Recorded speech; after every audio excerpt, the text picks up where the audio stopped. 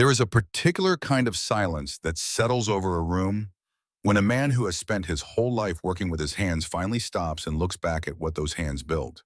It is not a quiet silence. It is a full one, the kind that carries weight, the kind that holds decades inside it, the way old wood holds the smell of everything that ever burned in the fireplace beside it. In the summer of 2012, a room full of people in Caddo County, Oklahoma, gathered in a repair shop on the corner of Main and 2nd Street to honor a man most of them had known their entire lives. The shop smelled of metal and oil, and the particular honest scent of work that has been done in the same place for a very long time. Fluorescent lights hung from the ceiling. Concrete floor worn smooth in the paths where men had walked 10,000 times. Shelves along the walls holding parts and tools and the accumulated evidence of decades of solving problems that other people had given up on. In the corner near the front door, where everyone who entered had to walk past it, sat a tractor. It was a Farmall H, built in 1952. Green paint faded to something closer to gray. Rust along the wheel rims and the drawbar. A machine that had no business still being in one piece, let alone being displayed as a point of pride. But it was there, and it had been there for 14 years, and beside it was a handwritten sign mounted on a piece of plywood that everyone in Caddo County had read at least once, and that most of them had thought about more than once after reading it. Farmall H, 1952. Crankshaft welded in 1968 for $15. They said it would not last a month. It lasted 30 years. Never stop believing you can fix what others say is broken. Cole Britton stood in front of the crowd that had gathered to honor him. He was 66 years old. His hands were the hands of a man who had used them every day of his adult life, broad and scarred, and carrying in every crease the history of every repair he had ever made. His hair had gone fully gray sometime in his 50s, and he had not thought much about it either way. He was not a tall man, and he was not a large man, but he had the quality that certain men develop over a long life of honest work, a kind of settled solidity, a presence that had nothing to do with size and everything to do with certainty. He looked at the crowd for a moment before he spoke. He was not comfortable with ceremonies. He was not a man who had ever sought attention or arranged his life around the approval of others. He had arranged his life around the work. The attention had come anyway, slowly, the way a reputation builds in a small county when a man does one thing well for long enough. "I am not much for speeches," Cole said. "I am better with a welding torch than with words." The crowd laughed. They laughed the way people laugh when they hear something true said simply. He looked at the tractor in the corner. "But I want to tell you something about that machine. Because that machine is the reason I am standing here. And the reason I am standing here is not the reason most people think." He paused, and then he told them to go back. To go back to 1965. To go back to where it started. So let us go back. Let us go back to Caddo County, Oklahoma in the spring of 1965. Let us go back to a farm of 160 acres of red Oklahoma dirt that rewarded hard work and punished everything else. Let us go back to a man named James Britton, who was 41 years old that April, and who had been farming that ground for 20 years, and who knew it the way a man knows the face of someone he has loved for a very long time. James Britton was not a man who explained himself. He was not a man who made speeches or gave advice in organized paragraphs. He taught his son Cole the way most farm fathers teach their sons, which is by doing the work and expecting the boy to watch, and then to help, and then to do it himself while the father watched. This is not a gentle form of teaching. It does not come with much praise or much encouragement, but it produces a certain kind of knowledge that no classroom can replicate. The knowledge of how things actually work. The knowledge that lives in the hands and not in the head. Cole was 19 years old in the spring of 1965. He was the only one left on the farm by then. His older brother had gone to Tulsa for work 2 years before and had not come back. His younger sister was 14 and still in school. His mother had passed when Cole was 12, a fact he had carried so long, it had become part of the structure of him rather than a wound. It was a Tuesday morning in late April when James Britton fell. He was in the south field, the one with the slight rise in the middle that caught water in a wet year and cracked like old pottery in a dry one. He was walking a row he had walked 1,000 times, checking the soil, doing what farmers do in the days before planting when the ground is telling you what it needs. And then he stopped walking. And then he was on the ground. Cole was in the barn when it happened. He did not hear anything. He did not feel anything. He finished what he was doing and walked out to the south field an hour later and found his father lying in the red dirt between two rows of last year's stubble, with his eyes closed and his hands loose at his sides. The doctor said it was his heart, said it had probably been building for years, said there was nothing anyone could have done.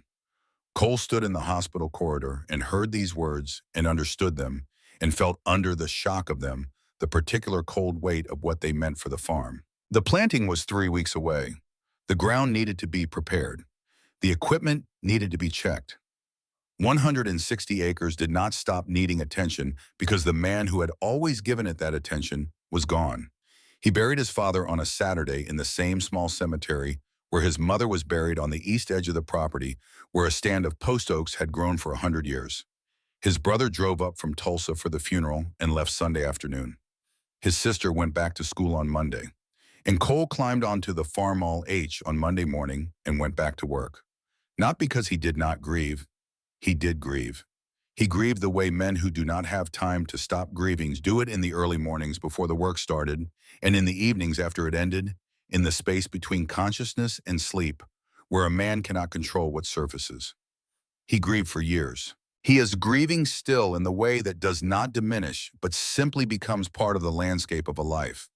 But the ground did not wait, and the Farmall H was there. Let me tell you about that tractor, because it matters more than it might seem to matter right now.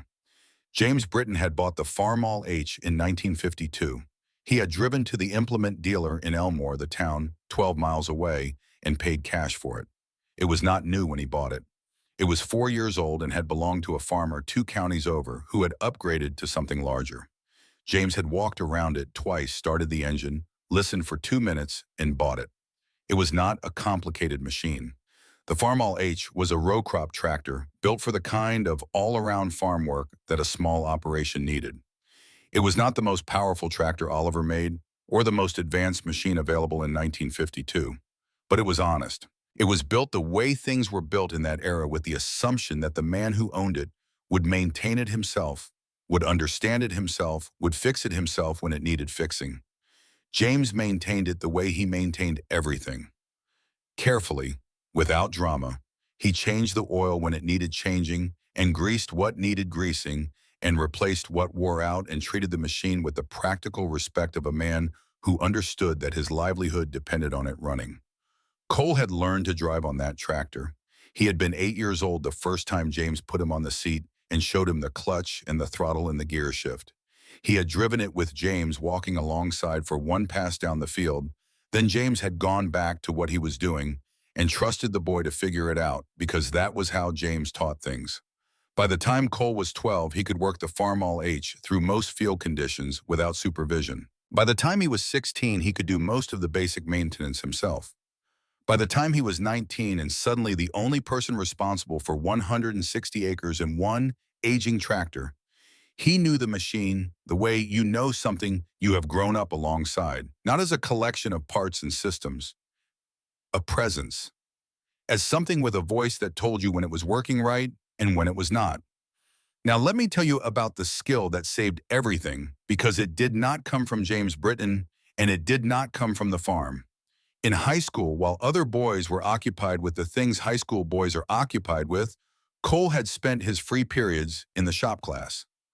The shop teacher was a man named Mr. Sims, a compact and precise man who had spent 8 years as a welder in the Navy before coming home to Oklahoma and deciding he would rather teach than work for someone else. He ran his shop class the way he had run his work aboard ship, with the expectation that every student would learn to do things correctly or would do them again until they did. Cole took to welding the way some people take to music. There was something in it that matched the way his mind worked, the attention required, the patience, the need to understand the material before you could work with it.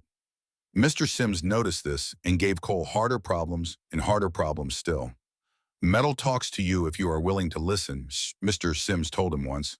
He was not a poetic man, and he was not given to metaphor. He meant it literally. Heated metal moves in predictable ways if you understand its properties. It shrinks as it cools. It carries stress in specific patterns. A good weld is not just strong metal joined to strong metal. It is an understanding of how force travels through a structure and how to make that structure handle the force without failing. Cole was a farmer. He was always going to be a farmer. But he carried that lesson with him the way you carry something a teacher gives you when they give you something real. For 3 years after James died, Cole worked the farm and kept the Farm All H running through will and knowledge and the particular stubbornness of a young man who has no other option. He was not comfortable. He was not prospering. But he was holding on, which in farming is often the same thing as moving forward. And then on a Monday morning in March of 1968, the Farm All H started making a sound that no tractor should make. It started as a knock. Low, irregular, the kind of sound that could be several things, and that an experienced ear begins cataloging immediately. Cole heard it on Monday morning and felt his stomach tighten. He kept working. The planting season was coming. He did not have time for a breakdown. He kept working and listened and hoped it was something minor. By Tuesday, the knock had become something else. A grinding beneath the knock, a sound with metal in it, a sound that spoke of something fundamental, being damaged with each revolution of the engine. Cole cut the day short and checked what he could check without tearing the engine down. He found nothing obvious. He started the tractor again and listened for 10 minutes and arrived at a conclusion he had been trying not to arrive at. By Wednesday, the sound was worse. By Thursday, it was something that made him wince every time he started the engine, a clanking death rattle that had no good interpretation. He had $40 to his name, $43 to be precise, 23 in his wallet and 20 in a coffee can on the kitchen shelf that he kept for genuine emergencies. Planting season 3 weeks out, 160 acres that needed to be worked. A tractor that was telling him clearly and loudly that it was in serious trouble. On Friday morning, he climbed onto the Farm All H and drove it toward Elmore. 12 miles. He drove slowly, nursing the engine, coaxing it through each mile with the attention of a man transporting something fragile. The sound got worse with every mile. Twice he thought it was going to stop entirely. Both times the engine kept turning rough and labored and clearly suffering, but turning. The implement dealer in Elmore had changed hands twice since James Britton had bought the Farm All H there 16 years earlier. It was called Decker Equipment now, and it was run by a man named Walt Decker, who had been selling John Deere tractors for 25 years, and who had over those 25 years developed the particular confidence of a man who has been right about most things in his professional life and has begun to mistake that track record for infallibility. Walt Decker was 53 years old. He was not a bad man. He was a competent businessman who knew his products and knew his market and knew from long experience what broken equipment looked like and what it cost to fix. He came out of the dealership when he heard the Farm All H pull into his lot because you could hear it from inside the building. Cole shut off the engine. The silence after that sound had been running was its own kind of relief. Walt walked around the tractor slowly. He did not say anything for a moment. He was listening to the silence the engine had left, the way a sound lingers in the air after it stops, if it has been loud enough and wrong enough. He cocked his head the way a doctor cocks his head when he is hearing something he has heard before and knows how to name. That does not sound good, son. No, sir, it does not. Walt was quiet for another moment. Then he straightened up. Crankshaft, cracked or broken. That grinding is the bearing journal. He said it with the flat certainty of a man delivering a diagnosis he has delivered before. You are not putting that tractor back to work until that engine comes apart. Cole felt the specific cold of those words. Not surprise. He had known it was something serious. But hearing the word crankshaft spoken out loud in the parking lot of a dealership by a man with 25 years of experience made it real in a way that his own suspicions had not quite made it. He asked the question he already knew the answer to. How much to fix it? Walt did the arithmetic in his head. New crankshaft machining labor. He named a number, $800. Cole stood in the March wind and heard that number and felt everything it meant. He had $43. $800 might as well have been $8,000. It was a number that existed in a different world than the world Cole was currently standing in, with $23 in his wallet and planting season 3 weeks away. He told Walt he did not have that kind of money. Walt nodded. He had heard this before, too. I can give you another option, Walt said. I will buy the whole tractor, as scrap, $200. Cole looked at the Farmall H, the tractor his father had bought in 1952. The tractor Cole had learned to drive on at 8 years old. The tractor that had worked their ground for 16 years, that had been the physical means by which James Britton had kept 160 acres alive through good years and bad. $200 for that machine felt less like a sale and more like a confession. A confession that it was over, that the farm was over, that the thing James had left him was beyond saving. He stood there for a moment with these thoughts, and then he asked Walt Decker a question. "What if I fixed the crankshaft myself?" Walt looked at him. Then Walt laughed. It was not a cruel laugh. It was the laugh of a man who has heard something that strikes him as genuinely absurd. The laugh of experience encountering what it takes to be ignorance. "Son," Walt said when he had finished laughing, "you cannot weld a crankshaft, not in your barn, not with equipment a farmer has. That is precision machining. That crankshaft spins thousands of times per minute under enormous load. A weld on a crankshaft journal would fail in a week, in a day. The heat distribution alone requires controlled preheating and post-weld cooling that you cannot manage without a proper machine shop." He said all of this is fact, which to him it was. "I have been in this business 25 years. I have never seen a field-welded crankshaft hold under engine load. It cannot be done." Cole was quiet. Then he asked one more question. "How much for welding rod?" Walt stared at him for a moment. His expression said several things that his mouth did not bother to say. $5, 10 at the most. But you would be throwing that money away. That weld will not hold. You will waste a week, waste your money, and still end up with a dead tractor." He paused. "Take the 200. Put it towards something that runs." Cole looked at the Farmall H one more time. He looked at the machine his father had paid cash for and driven home and used for 16 years. He thought about James Britton walking the South Field in April and not walking back. He thought about 3 years of holding on alone, 3 years of doing the work of the farm with no margin and no help and no safety net other than the thing he knew how to do and the machine that helped him do it. Then he went to the hardware store in Elmore and spent $12 on specialty welding rod, the kind rated for high-stress applications, the kind Mr. Sims had taught him to use when the joint was going to take real punishment. He spent another $3 at the auto parts store on a grinding wheel and a set of precision files. $15. He climbed back onto the dying Farmall H and started it. The sound it made was the sound of a machine being killed by its own operation, the crankshaft wearing itself further against the damaged bearing with every revolution. Cole drove it anyway. He drove it the 12 miles back to the farm on the county road, with both hands on the wheel and his jaw set and the death rattle of the engine filling the cab around him. Walt Decker stood in the parking lot of his dealership and watched him go. He said something to his mechanic. The mechanic nodded. They went back inside. Cole drove home. There is a thing that happens when a man has no options left except the one that everyone has told him will not work. It is not desperation exactly. Desperation is unfocused. What Cole felt driving that 12 miles with $15 of welding supplies in his pocket was something more specific. It was the feeling of a man who has been told that the territory he is walking into does not exist, who has looked at the map and seen the blank space where the experts have written, "Here there be nothing," and who has decided to walk there anyway and see for himself. He got the Farmall H back to the barn. He shut it off. He sat on the seat for a moment in the silence of the barn and listened to the ticking of the cooling engine and thought about what he was about to attempt. He thought about James Britton, not about the grief of losing him, not about the hardness of the 3 years since. He thought about something specific. He thought about the way his father had looked at problems. James Britton had not been a man who spent much time on what could not be done. He had been a man who looked at what was in front of him and figured out what could be done with what he had. This was not optimism. It was practicality of a very deep kind.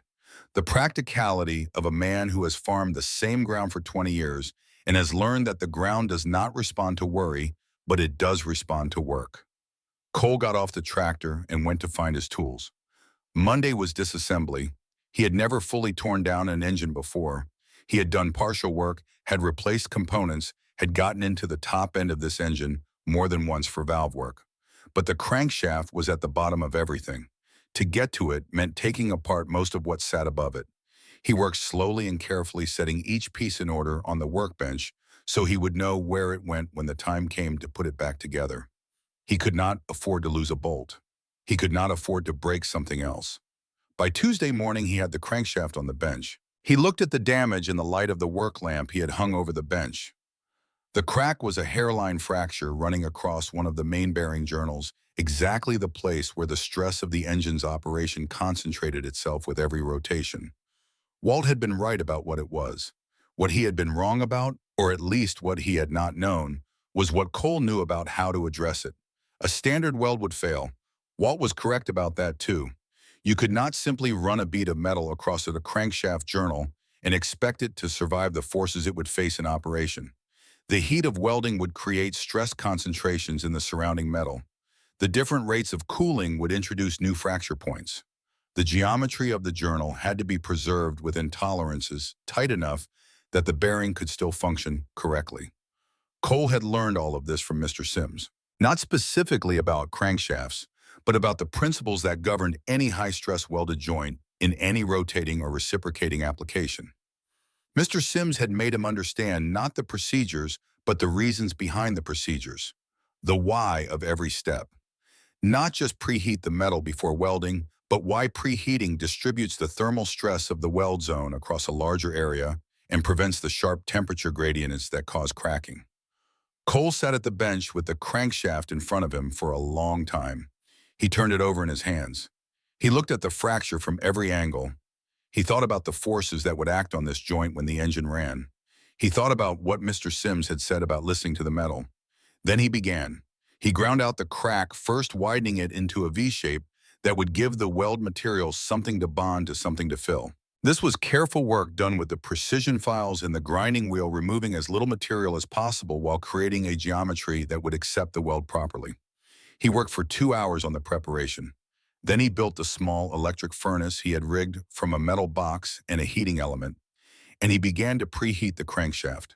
Slowly, the entire mass of it, not just the damaged section. He brought the temperature up over the course of an hour, monitoring it with a contact thermometer he had borrowed from a neighbor who used it for blacksmithing. He wanted the metal warm throughout so that the heat of the weld arc would not create a sharp thermal gradient at the edges of the weld zone. When the temperature was right, he began to weld. 4 hours. Slow, methodical passes, building up the weld metal in layers, each pass allowed to cool slightly before the next one began. The specialty rod he had bought was designed for this, for high-stress applications in carbon steel, for joints that would face cyclic loading. He worked with the patience that Mr. Sims had drilled into him, the patience of a man who has learned that rushing a weld does not make it faster, it makes it wrong. When the welding was done, he wrapped the crankshaft in insulating blankets and let it cool over 12 hours. No drafts, no cold air. A slow, even descent from welding temperature back to ambient, giving the metal time to relieve the internal stresses that any welding operation introduces. Thursday morning, he unwrapped it. He ground and polished the weld until the surface of the journal was smooth and round and as close to its original geometry as hands and files could make it. He measured the diameter at 4 points around the circumference of the journal. He measured the alignment of the main bearing axes. He did this with tools he had borrowed from Mr. Sims' careful measuring tools that did not belong in a farm barn, but that Cole had asked to borrow, and that Mr. Sims had lent him without asking too many questions. The measurements were good. Not perfect in the way that factory machining is perfect, but within the tolerances that a 60,000-mile engine with worn bearings was already operating within. The journal was round, the alignment was true. The weld was solid. He spent Thursday night putting the engine back together. Friday morning he put the last bolt in, tightened everything to specification from memory and from feel, connected the fuel and oil lines, and sat back and looked at the Farmall H. It looked exactly as it had before he took it apart. Nothing about its exterior had changed. The cracked paint and the worn seat and the faded green of its body were the same as they had always been.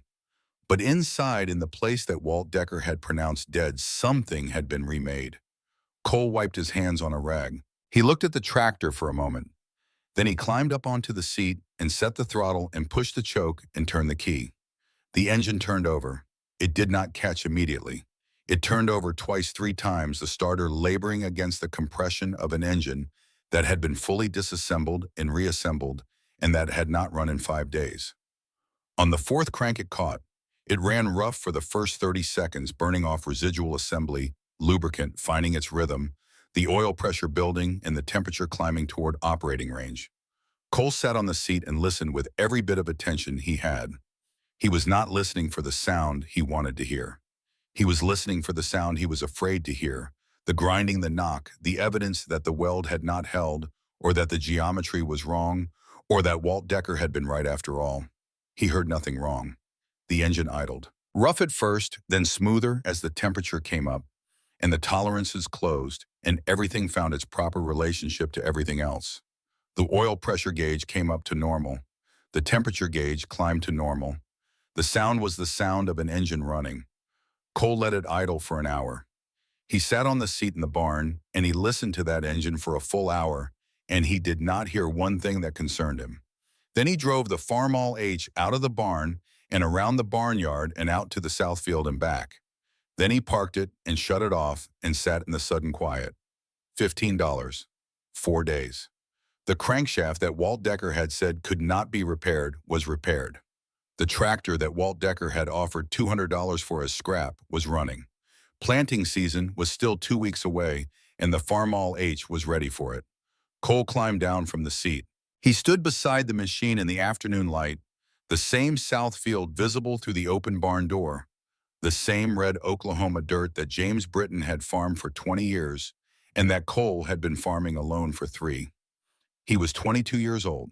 He had $43 minus $15, which was $28, and a working tractor and 160 acres in the beginning of something he did not yet have a name for. He did not know yet that Walt Decker would drive out to see it with his own eyes. He did not know yet that the news would spread through Caddo County the way news spreads in small counties from neighbor to neighbor and feed store to feed store until everyone knew that the Jarvis boy, the Britton boy, the kid with no money and no help had welded his own crankshaft and made it hold. He did not know yet that this would be the first step in a reputation that would take 18 years to fully build, or that those 18 years would lead him somewhere that his 22-year-old self could not have imagined standing in this barn on this Friday afternoon. He knew one thing: the weld had held. His father's tractor was running, and the work that needed to be done was still there waiting the way work always waits for the man who is willing to do it. He put the tools away. He checked the oil one more time. He closed the barn door and walked back to the farmhouse in the fading afternoon light. In 3 weeks, when the planting season began, the Farmall H would be in the field. The $15 weld would be turning under load, absorbing the forces that Walt Decker had said it could not absorb, doing the work that Walt Decker had said it was no longer capable of doing. It would do that work for 30 more years, but that is further along in the story. For now, it is enough to know that on a Friday evening in March of 1968, a 22-year-old farmer in Caddo County, Oklahoma, walked from his barn to his farmhouse, having done something that the most experienced equipment dealer in 12 miles had told him was impossible.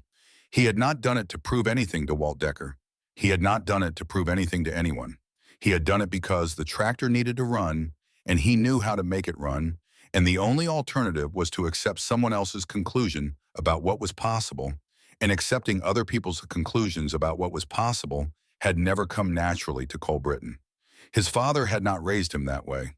The Farmall H ran, and Cole Britton went inside to make dinner and plan what he would plant in the south field, the same field where James Britton had fallen 3 years earlier, the field that the Farmall H had been working ever since. Some things end, and some things keep going. That is not a small distinction. That is the whole story. The following Monday, Walt Decker drove out to the Britton farm. He did not call ahead. Men in Caddo County in 1968 did not generally call ahead. They drove out and knocked on the door, or found you in the field, and that was how it worked. Walt pulled his truck down the county road and turned onto the Britton property and followed the dirt track to the barn, and when he got out of the truck, he could hear the Farmall H running somewhere in the south field. He stood at the fence line and watched. Cole was plowing. The tractor moved down the rows at the steady, unhurried pace of a machine, doing what it was built to do, throwing red Oklahoma soil to the side in even furrows, the engine note steady and untroubled. Walt stood at the fence with his arms resting on the top rail and his hat pushed back on his head, and he listened to that engine for a long time. When Cole reached the end of the row and turned and came back up the field, he saw Walt at the fence and brought the tractor to a stop at the headland. He climbed down. The two men looked at each other across the fence. Walt said he had heard what Cole had done, said he wanted to hear it for himself.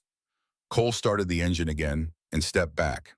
Walt leaned in close to the block, the way he had done in his own parking lot 8 days earlier, the way a man with 25 years in the equipment business listens to engines as a matter of professional habit.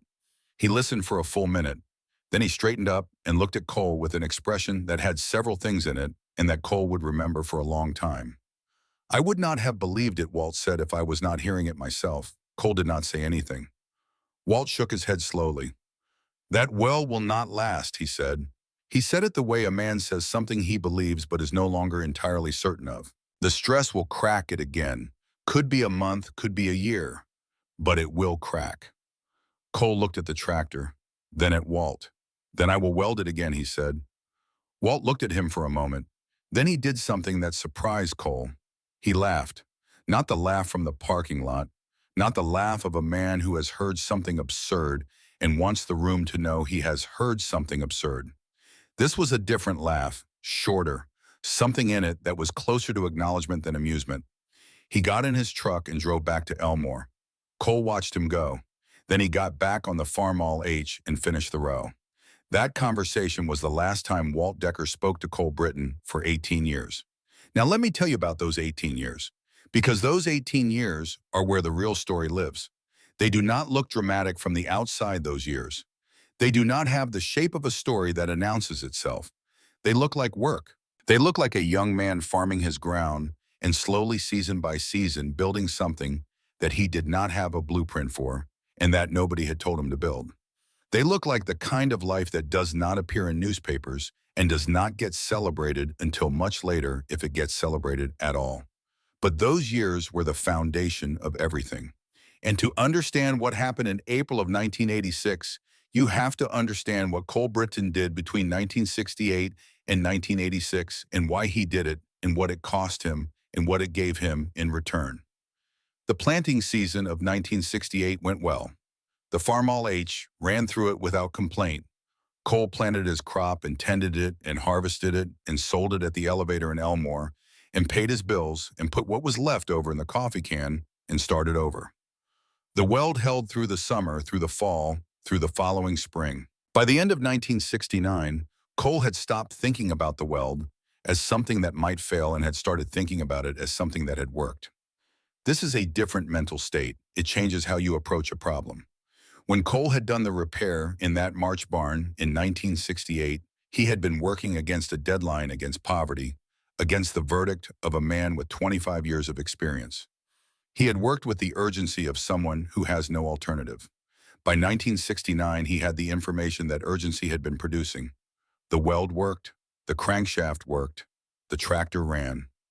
Walt Decker had been wrong or had been working with an incomplete picture of what Cole knew, which amounts to the same thing from the outside. This knowledge settled into Cole Britton like a stone settling into soil. Quietly, without ceremony, but permanently. In the fall of 1970, a neighbor 2 farms over knocked on Cole's door on a Sunday evening. His name was Harold Purvis, and he was 60 years old, and he had been farming Caddo County ground for 40 years. He was holding his hat in his hands the way men hold their hats when they are about to ask for something they are not sure they should be asking for. He had a cracked transmission housing on his international harvester.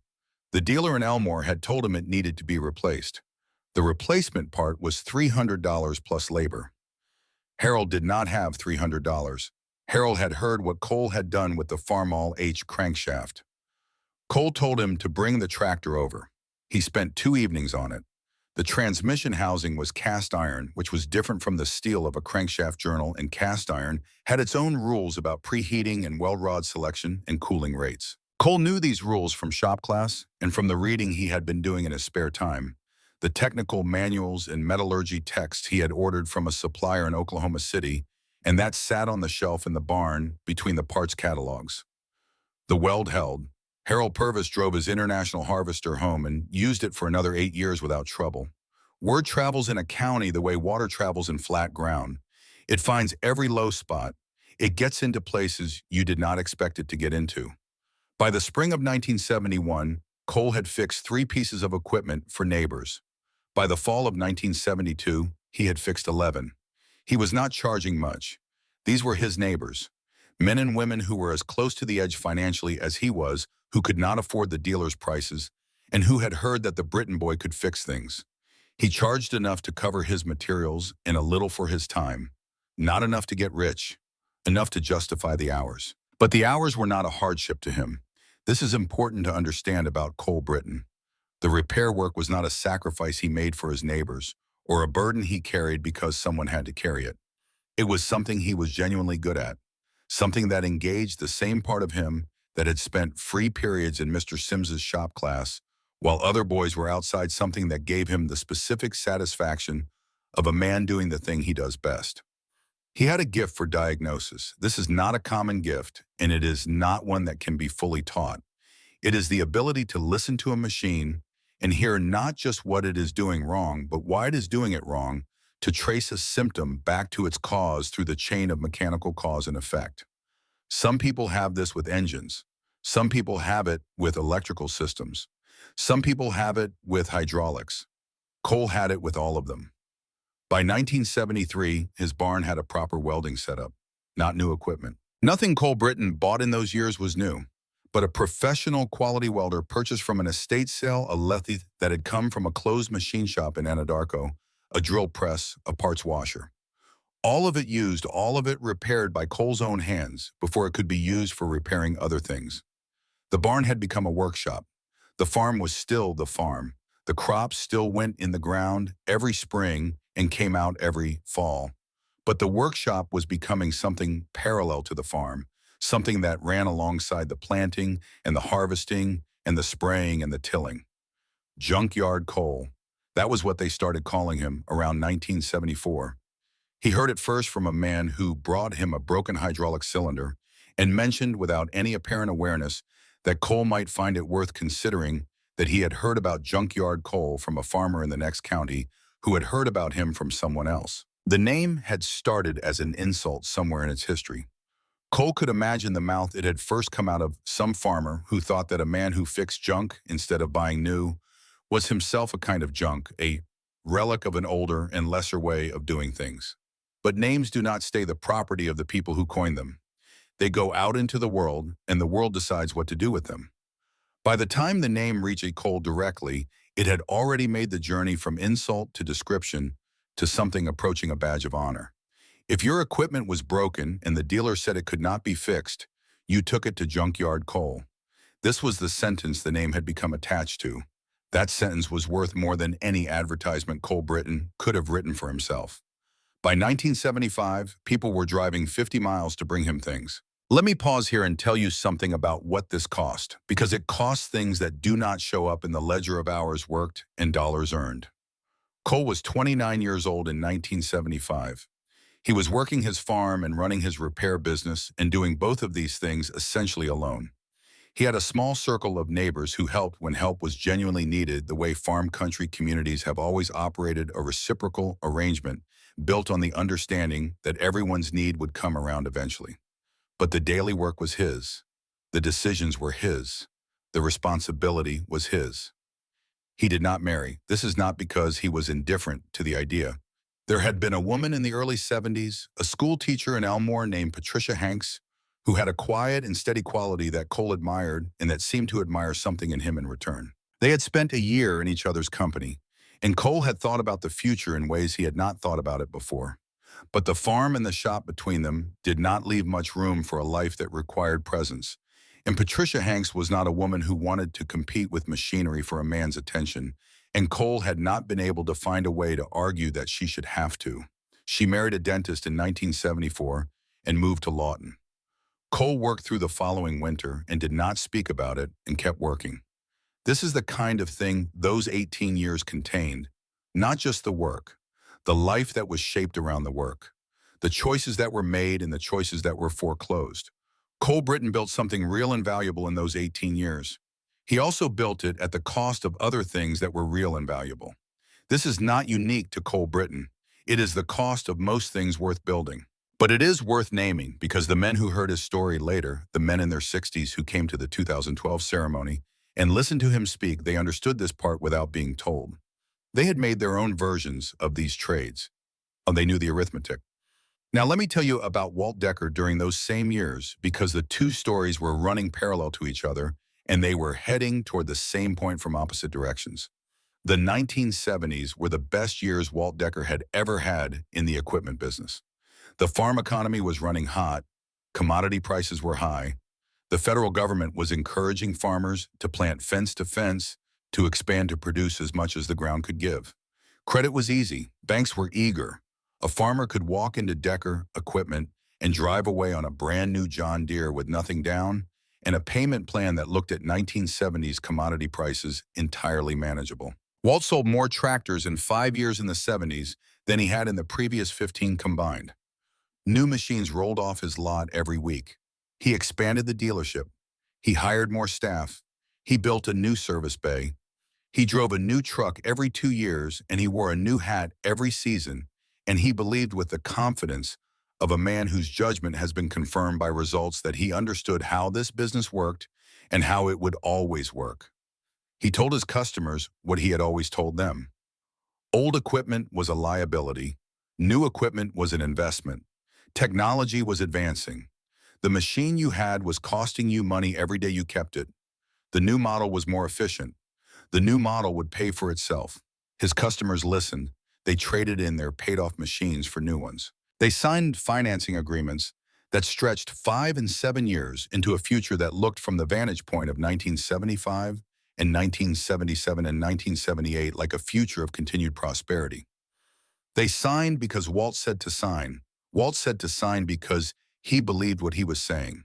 He was not a dishonest man. He was a man who had looked at the boom and concluded that it was the new permanent condition of things, that the old cycles of bust following boom were a feature of an older and less sophisticated agricultural economy, that things were different now. Things were not different. They are never different. The cycle is the cycle. The boom ends. It always ends. The only question is how many people have arranged their lives around the assumption that it will not, and therefore how many people will be destroyed when it does. The farm crisis of the early 1980s arrived in Caddo County the way bad weather arrives. First as a change in the light, then as something you can feel in the air. Then all at once, interest rates climbed to levels that no farm income could service. Commodity prices collapsed. Land that had been valued as collateral for all those loans dropped in value faster than the loans could be repaid. Farmers who had been solvent in 1978 were insolvent in 1982. Farms that had been in families for 3 and 4 generations were lost to foreclosure in a single bad year or 2 bad years in a row. The men who had bought new equipment from Walt Decker on 7-year financing terms in 1977 could not make their payments in 1983. Walt understood before the calls started coming what was going to happen. He had enough experience to read the signs. He sat in his office in the building on Main and 2nd Street, and he looked at his accounts receivable, and he understood that a significant portion of what he was owed was not going to be paid. He began to repossess. This is the word the business uses for a transaction that has a different feeling from the inside. Walt's men drove to farms across Caddo County and hitched up tractors that families had been using and hauled them back to the dealership lot. The lot filled up with repossessed machines. John Deere machines 1 and 2 and 3 years old, green, paint still bright, electronics still current, everything still under warranty. Machines that nobody could afford to buy. Walt's own bank began asking questions about his loans. His floor plan financing the arrangement by which he financed his inventory was tied to the same interest rates that were crushing his customers. His operating costs were running ahead of his revenue. He was caught in the same trap his customers were caught in from a slightly different angle. He sat in his office and looked at this situation, and he thought about what he could do about it, and he did not find many answers. Out on County Road 7, Cole Britton's shop had never been busier. When farmers could not afford new equipment, they fixed old equipment. When dealers said a repair was uneconomical, farmers looked for someone who could do the uneconomical repair. The crisis that was destroying the credit finance world of 7-year payment plans and annual trade-ins was sending work to the man who had spent 18 years proving that old iron could be made to run. Cole hired a part-time helper in 1983, a young man from Anadarko who had grown up on a farm and knew enough about equipment to be useful without needing to be taught everything from the beginning. Cole showed him what he needed to know and put him to work and found for the first time in his life that the shop required more hands than his own. The Farmall H was still in the corner of the workshop. It was no longer a working tractor. Cole had retired it from fieldwork in 1978 when he finally replaced it with a used machine that had more horsepower for the acreage he was working. But he had not sold it and he had not scrapped it. He had parked it in the corner of the shop and cleaned it and kept it as something between a tool no longer in service and a reminder of how the service had started. The well was still holding. 15 years on the crankshaft that Walt Decker had said could not be repaired had not been repaired again. It had simply kept working. The journal surface that Cole had ground smooth with his files was still round, still within tolerance, still doing the mode it had been designed to do before it cracked, and the job that the well had made it able to do again. Cole thought about this sometimes. Not often. He was not a man who spent much time on what had already happened. But occasionally when he walked past the Farmall H on the way to or from something else, he would put a hand on it, the way you put a hand on the shoulder of something you have known a long time, and he would think for a moment about the March morning in 1968 when Walt Decker had laughed in a parking lot and a 22-year-old farmer with $23 in his wallet had bought $15 of welding rod and driven a dying tractor 12 miles home. He thought about what would have been different if he had taken the $200. The farm would have been unworkable without a tractor, and $200 would not have bought a working one. He would have had to find another solution that might not have been a solution at all. The repair business would never have started because the repair business had started as a direct consequence of having done the crankshaft weld and having people hear about it. Everything that the next 18 years had built would not have been built. He thought about this not with satisfaction exactly, but with the particular sober attention of a man who understands how close he had come to a different outcome and who does not take the outcome he got for granted. By 1984, the situation at Decker Equipment had become critical. Walt was losing money every month. His inventory was not moving.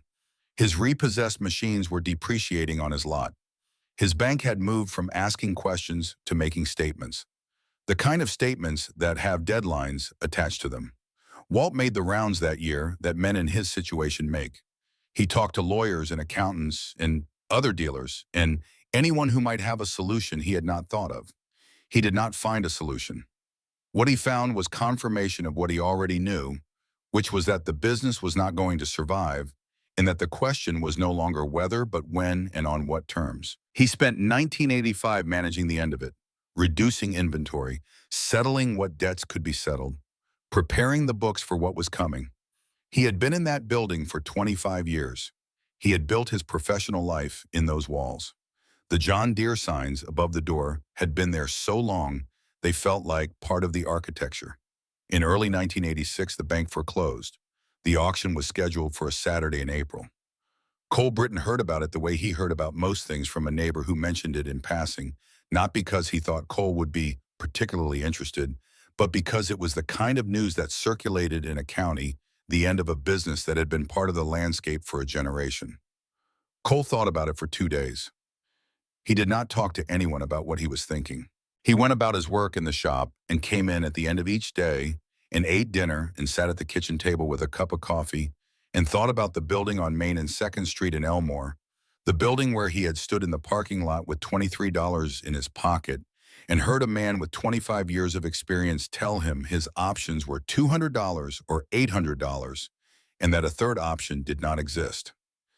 He thought about what a proper shop would mean, what it would mean to have the space and the equipment and the location to do the work he was already doing, but to do it at a scale that his barn on County Road 7 could not accommodate.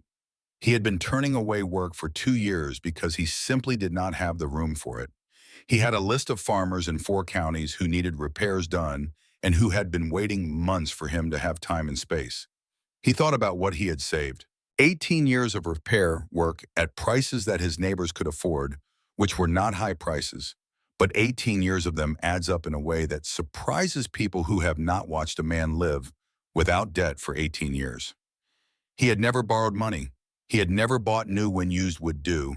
He had never spent money on the things that money gets spent on when a man is trying to demonstrate that he has it. He had the coffee can on the kitchen shelf. He had the account at the bank in Elmore. He had what 18 years of steady work and steady saving produces in a man who does not spend what he earns.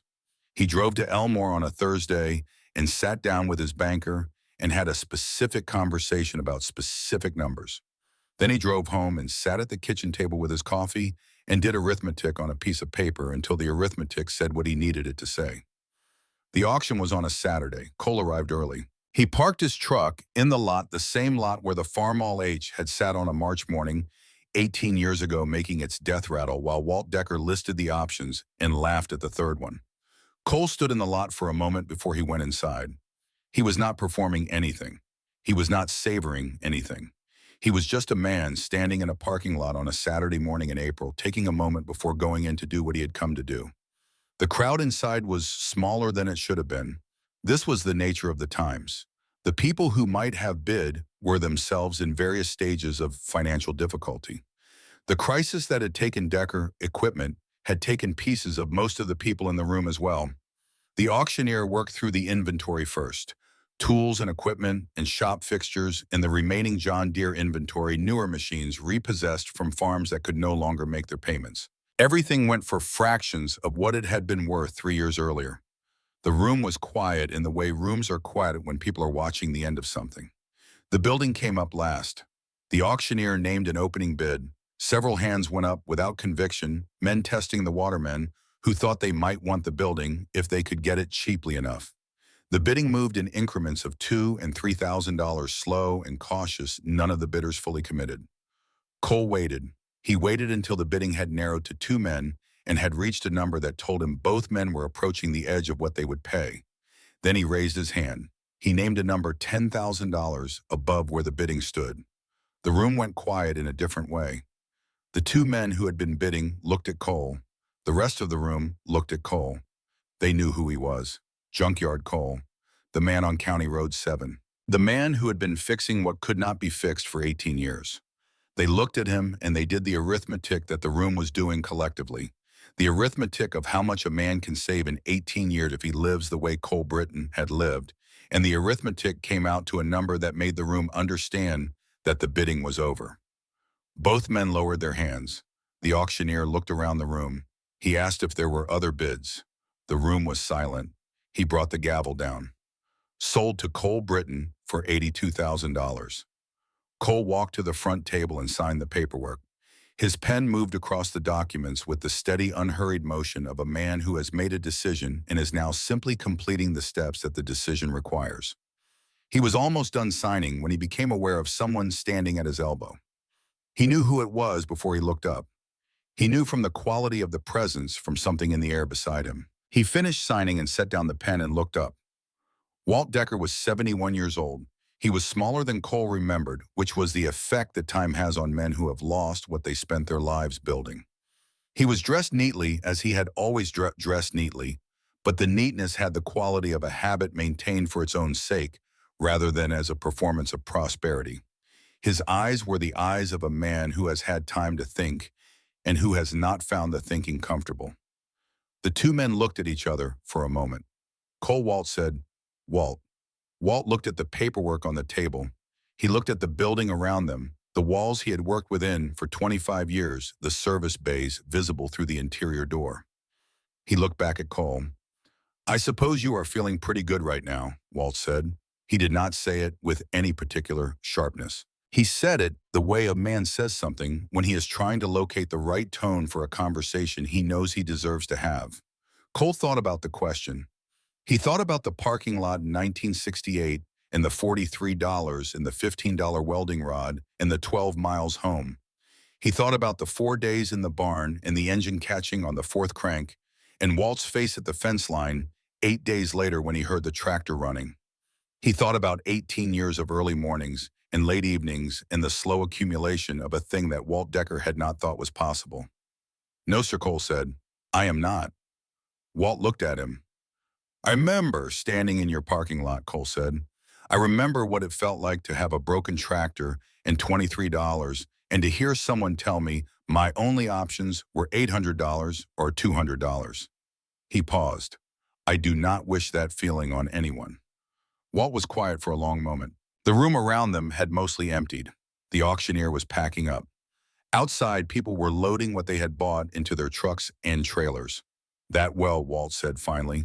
The one I said would not hold. Cole waited. Is it still holding? Cole looked at Walt Decker, the 53-year-old man he had been in 1968, now aged into someone older and quieter and stripped of the confidence that had filled that parking lot on a March morning 18 years ago. He thought about the Farmall H in the corner of his shop on County Road 7. He thought about the crankshaft journal he had ground smooth with his files and welded layer by layer through a Wednesday afternoon and evening. 18 years, Cole said. Walt closed his eyes briefly. When he opened them, they had something in them that had not been there before in any of their previous conversations. I have been wrong about a lot of things, he said, but I believe that was the largest one. Cole looked at him steadily. You were not wrong about everything, he said.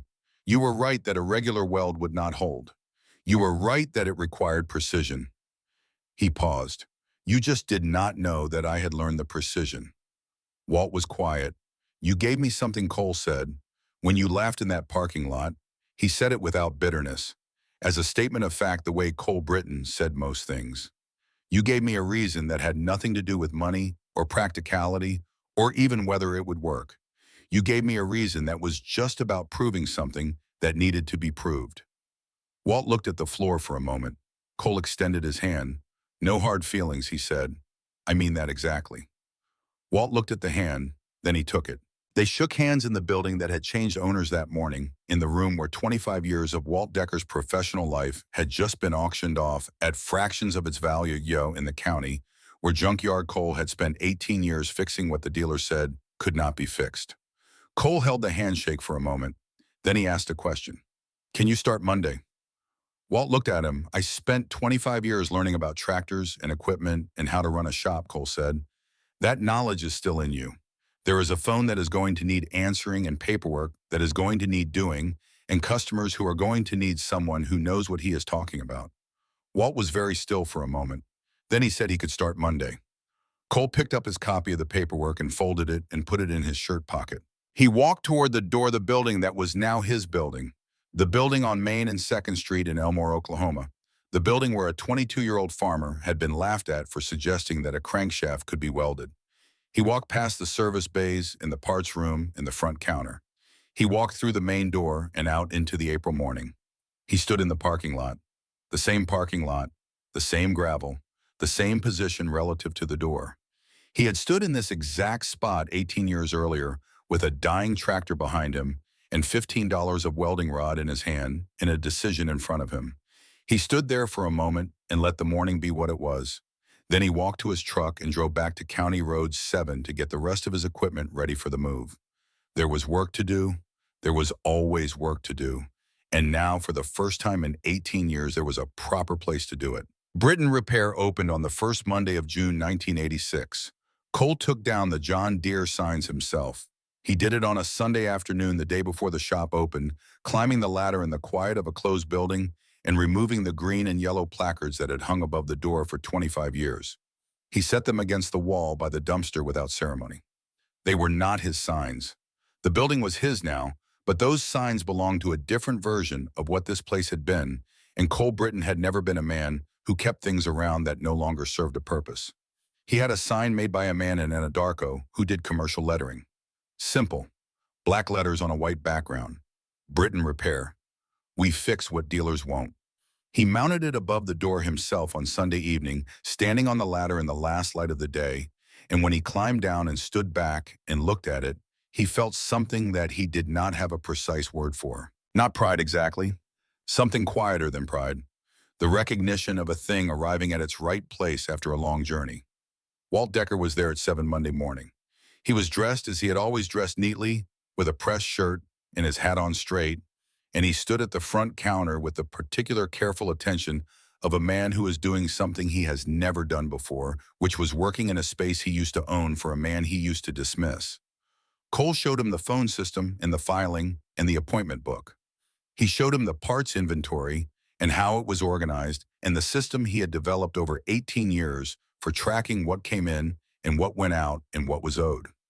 Walt listened without interrupting. He asked two questions, both of them practical, both of them good questions. Cole answered them, and then he went into the shop, and Walt stayed at the front counter, and they began. Within the first week, Cole understood something about Walt Decker that he had not fully understood from the outside. Walt knew equipment. Whatever else Cole thought about the man, whatever errors of judgment he had made about people and debt and the permanence of boom cycles, Walt Decker had spent 25 years in the equipment business, and he had not spent that time idly. He knew the John Deere line from the 30s forward. He knew service intervals and common failure points, in part numbers, in the particular quirks of specific model years that only come from long experience. When farmers called with questions, Walt could answer most of them without consulting a manual. Cole found this useful. He also found it, in a way he had not anticipated, something approaching pleasant. There was a conversation available between two men who both understood machinery at a serious level that Cole had not had access to in his shop on County Road 7, where he had worked mostly alone. Walt would come to the door of the shop in the afternoons with a question from a customer, and the question would turn into a discussion, and the discussion would go longer than either of them had intended. They did not talk about 1968 again. It did not need to be discussed again.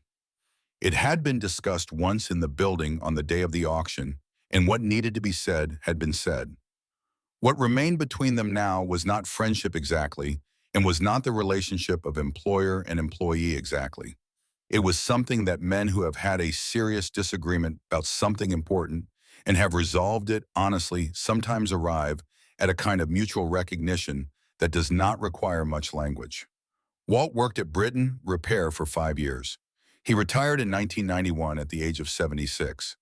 On his last day, Cole closed the shop at noon and bought lunch from the diner 2 blocks away, and the two of them ate at the front counter and talked about equipment for 2 hours. When Walt stood up to leave, Cole walked him to the door, and they shook hands. "You know what I learned working here," Walt said. He said it standing in the doorway with his hat in his hand, the same doorway where his John Deere signs had hung for 25 years. Cole waited. "I spent 25 years telling farmers their old equipment was junk," Walt said. "Telling them the new model would pay for itself. Telling them that the man who kept his old iron was falling behind the man who upgraded." He stopped. "I watched you work for 5 years, Cole. I watched you take what people call junk and make it run. And I want you to know that I understand now what I did not understand then. It is not about old or new. It is about knowing what you have, treating it with respect, understanding it well enough to keep it doing what it was built to do." Cole looked at him steadily. Walt put his hat on. He walked out to his truck and drove away. Cole watched him go from the doorway of the shop. Then he went back to work. Walt Decker died in 1997 at the age of 82. He was buried in Elmore. Cole went to the funeral and sat in the back and did not speak to anyone about their history. He sat and he listened and he drove home. That was the appropriate thing, and Cole Britton generally found the appropriate thing and did it. Now let me tell you about the shop, because the shop is the middle section of the story, the long middle section.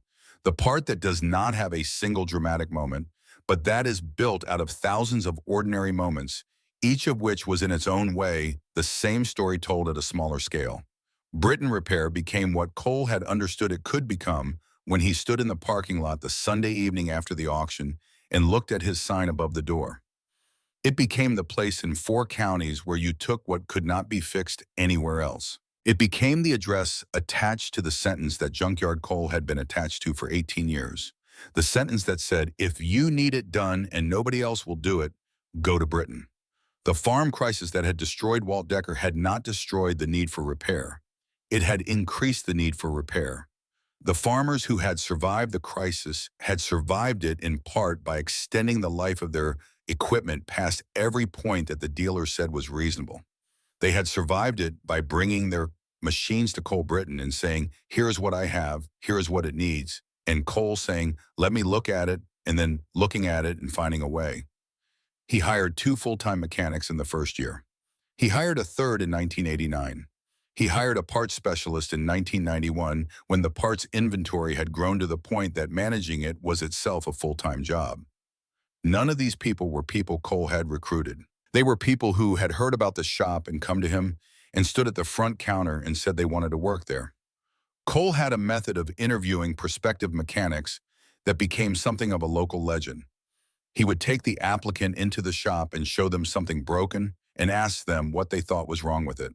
He was not looking for the correct diagnosis, though a correct diagnosis was welcome. He was looking for the quality of the inquiry. He was looking for the willingness to engage with the problem honestly, to say what they knew and what they did not know and what they would need to find out. He was looking for the men who leaned in rather than leaning back.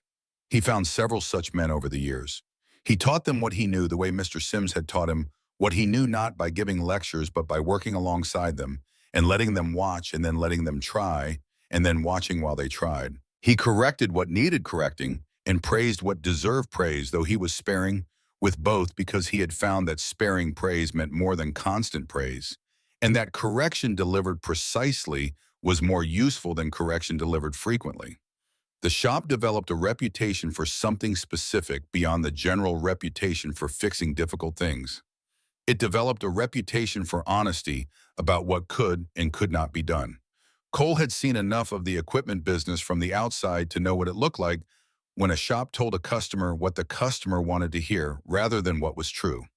He had seen it cost farmers money and time, and sometimes their operations. He had decided early that Britain Mine Repair would tell the truth about machines, which meant sometimes telling a customer that the machine they had brought in could not be made to run reliably at a price that made sense, that they would be better served by a different solution. This was not always a comfortable conversation. Farmers who had driven 50 miles with a machine they needed were not always receptive to being told that the machine was genuinely at the end of its useful life. But Cole had the credibility that came from having fixed so many things that others said could not be fixed.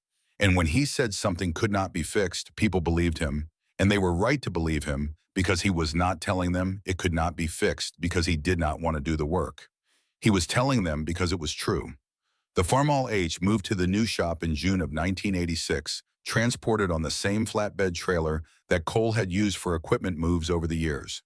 It went in the corner near the front door, the position it had occupied in the barn on County Road 7, the position Cole had chosen for it from the beginning, where everyone who came in had to walk past it. He made the sign on a piece of plywood with house paint, the same sign that would eventually be replaced with something more finished, but that in those early years had a handmade quality that suited the shop and suited Cole. He nailed it to the wall beside the tractor.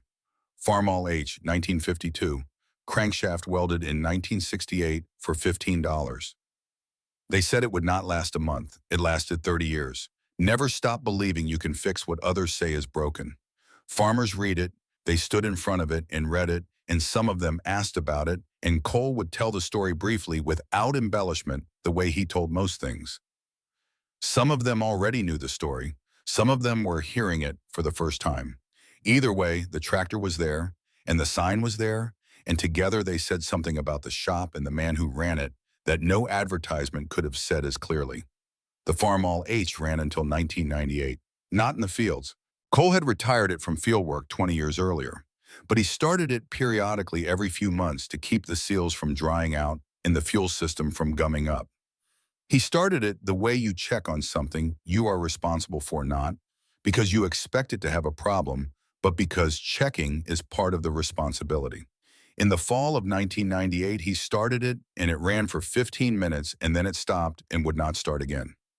He spent a day going through it and found what he found, which was the accumulated consequence of 30 years of use and 30 years of time on everything that was not the crankshaft.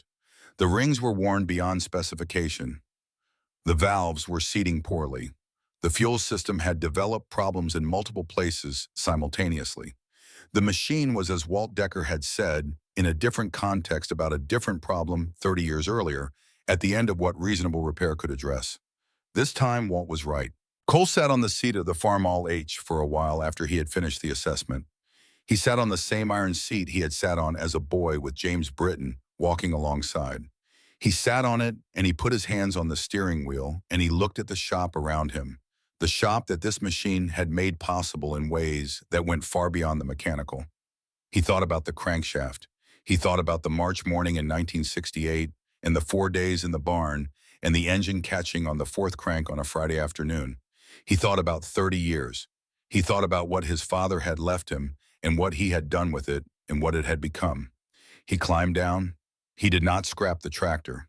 It had not run since that fall day in 1998, and it would not run again. But it would stay where it was beside the front door of Britain Repair with its sign. Because the tractor was not a machine anymore.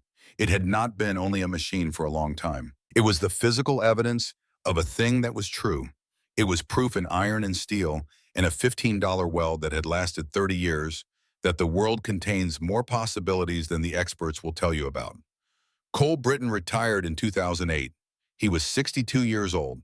He had run Britton Repair for 22 years. The shop had grown to 8 full-time employees and served customers in 6 counties.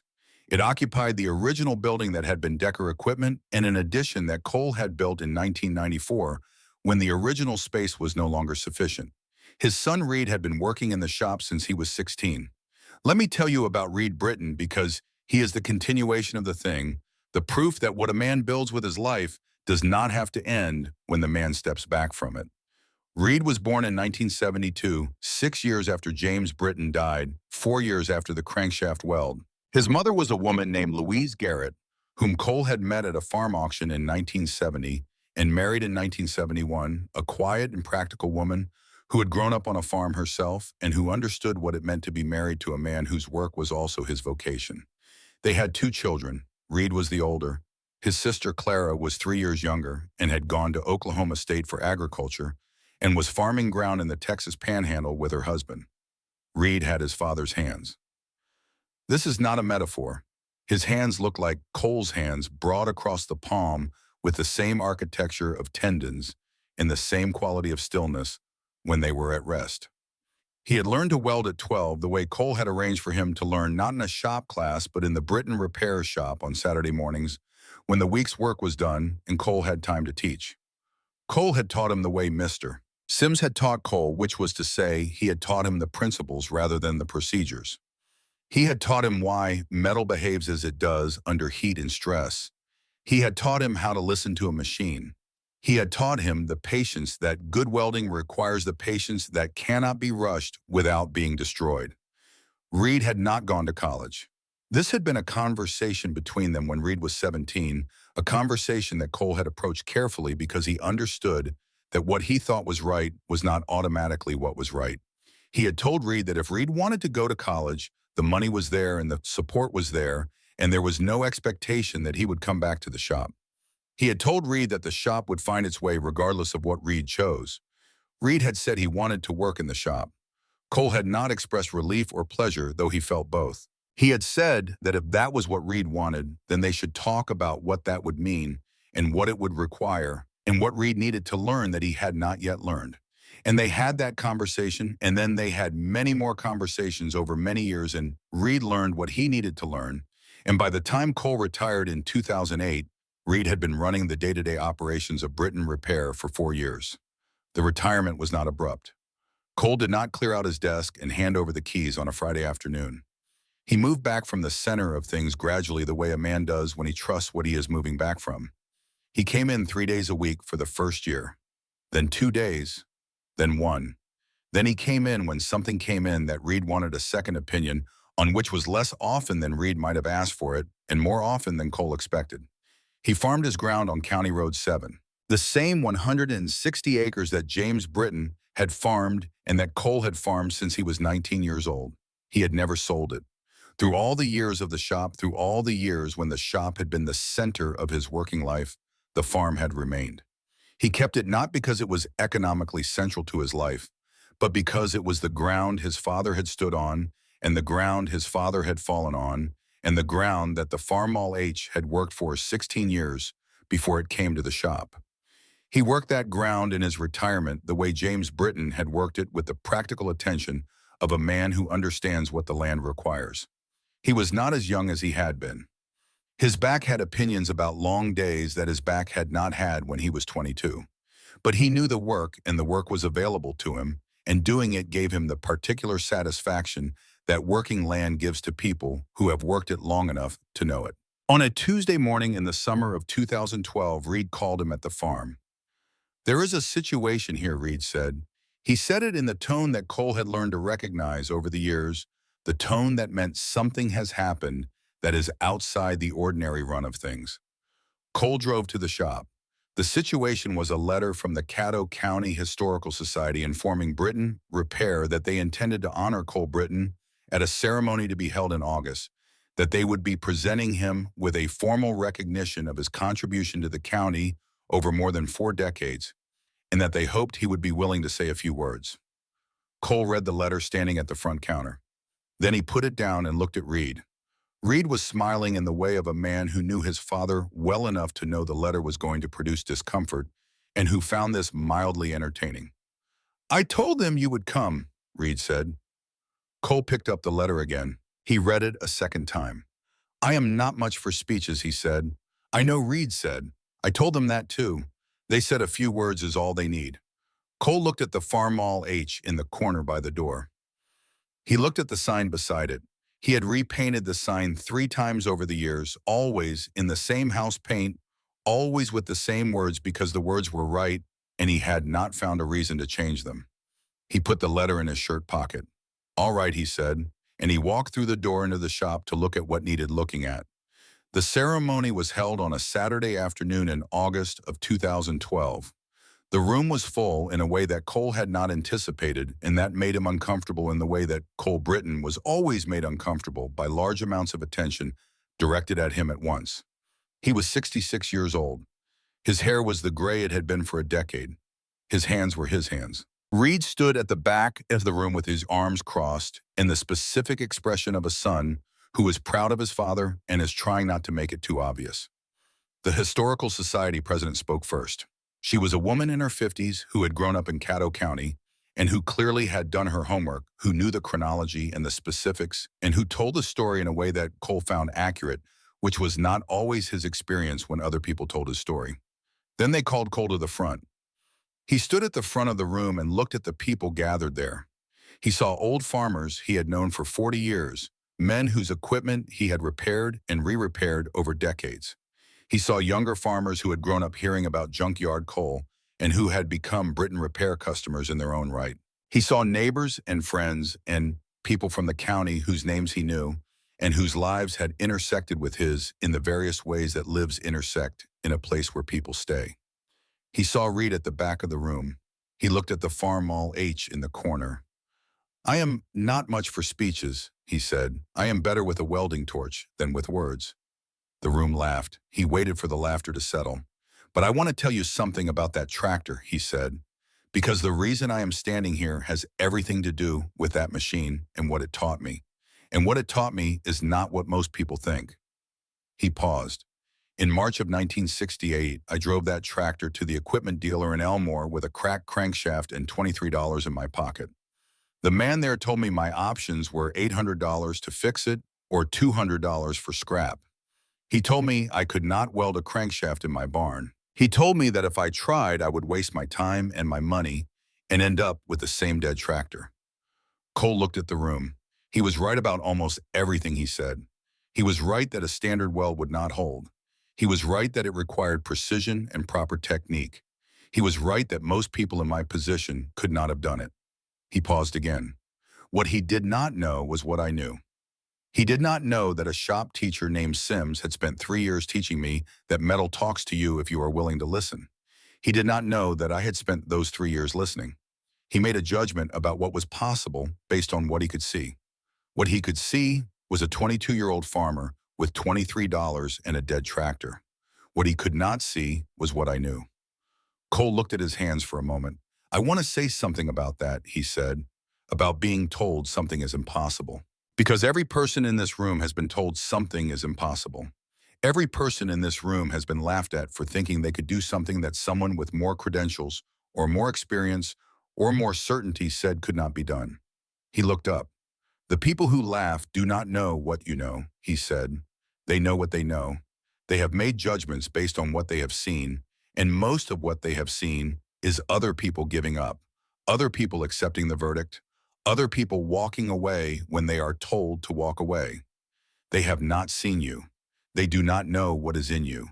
They cannot measure what you have learned and what you are willing to do with it. The room was very still. That weld lasted 30 years, Cole said.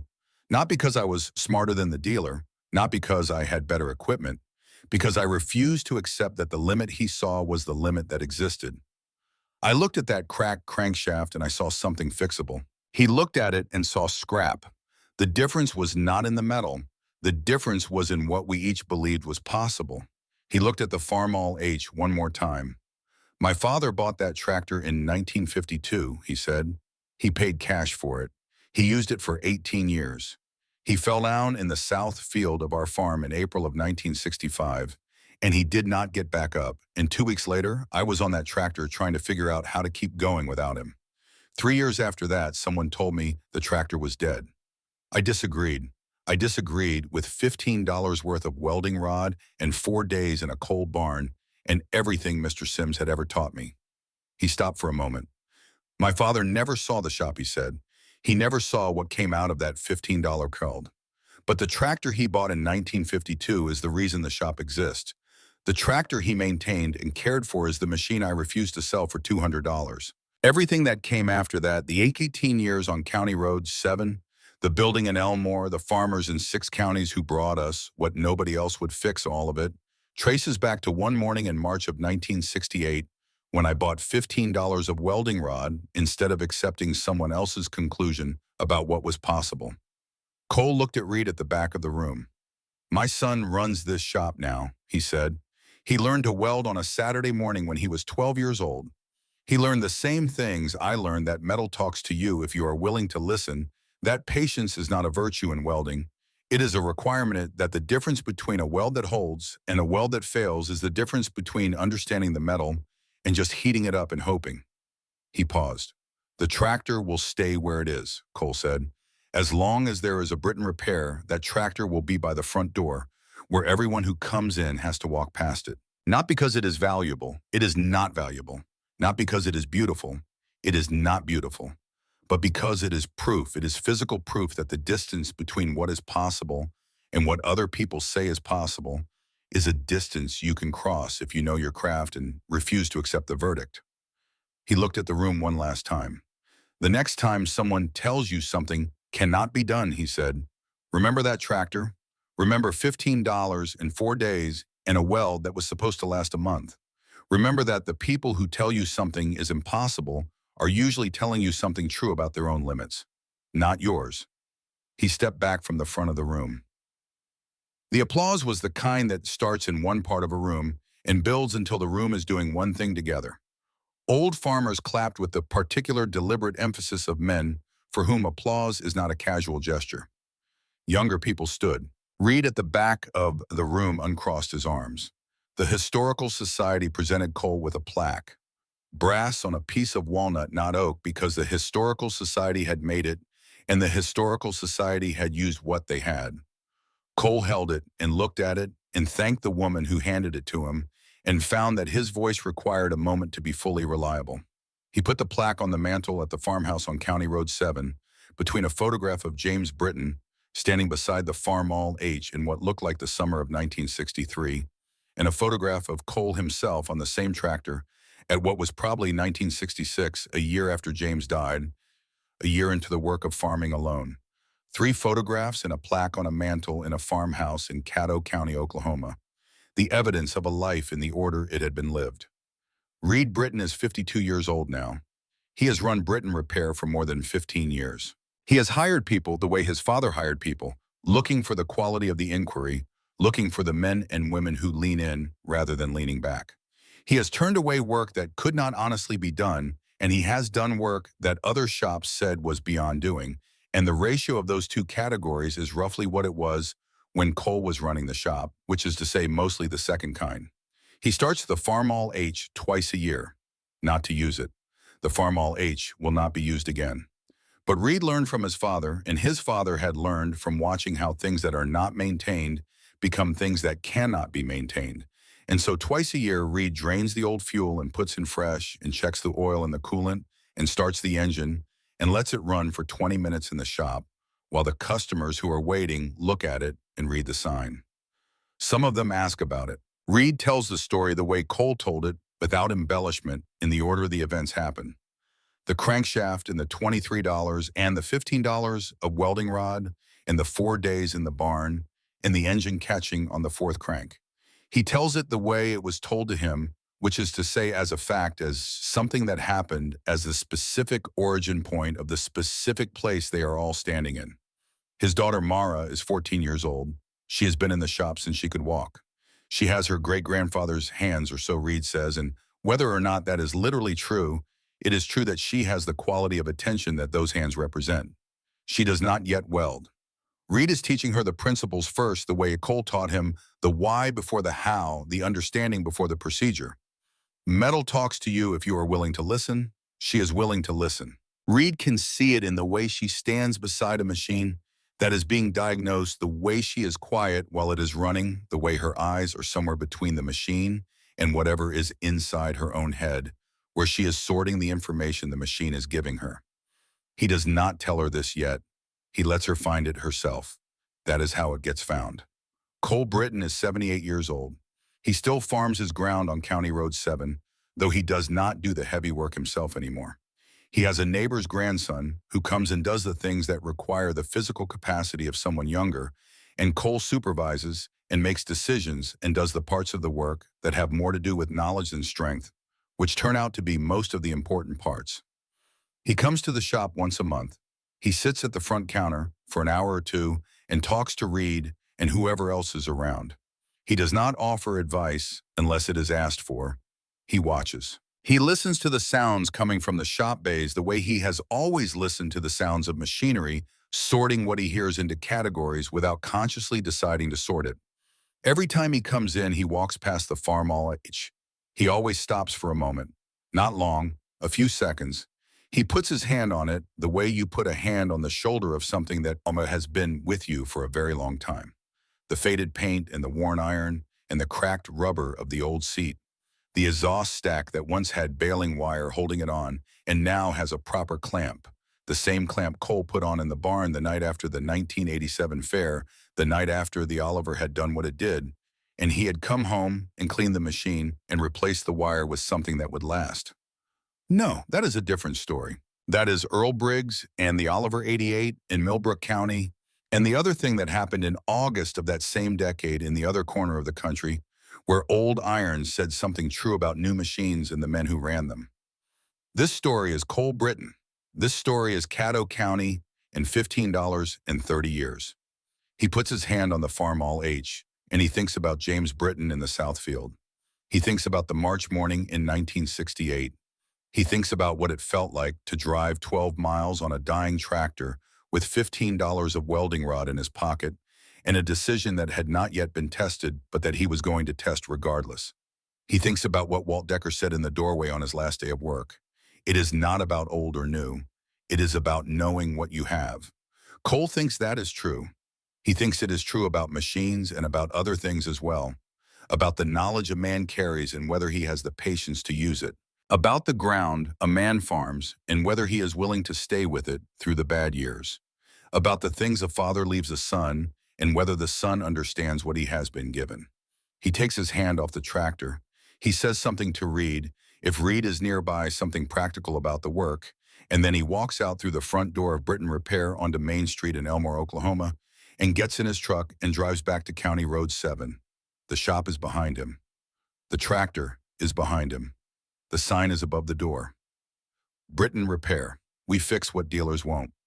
The Farmall H is inside in the corner in the place it has occupied for nearly 4 decades. The sign beside it says what it has always said in the language that Cole chose because it was the right language, because it said the true thing directly without asking anything of the reader except to read it and remember. Farmall H, 1952. Crankshaft welded in 1968 for $15. They said it would not last a month. It lasted 30 years. Never stop believing you can fix what others say is broken. The engine is cold. It has not run since Reed started it 6 months ago and will run again in the spring when Reed drains the fuel and fills it fresh and turns the key and listens to whether it catches. It will catch. It always catches. Some things are built in a way that outlasts every reasonable expectation of what they should be able to do, And when they are maintained by people who understand them, they keep doing it. James Britton said the tractor would outlast him. He was right. He did not know how right. He did not know about the crankshaft or the $15 or the 4 days in the barn or the 18 years of reputation building or the building on Main Street or the 40 years of fixing what could not be fixed. He did not know about Reed or Mara or the customers in 6 counties or the men and women who have stood at the front door of Britton Repair and read the sign and felt something shift in the way they thought about their own problems and their own limits and the gap between what the experts say and what turns out to be true. James Britton paid cash for a Farmall H in 1952 because he recognized something in it, something built right, something that would do the work if you took care of it. Cole Britton refused to sell that tractor for $200 all in 1968 because he recognized the same thing. And because he recognized something in himself that matched it. That recognition is the whole story. The tractor is still there. The work continues.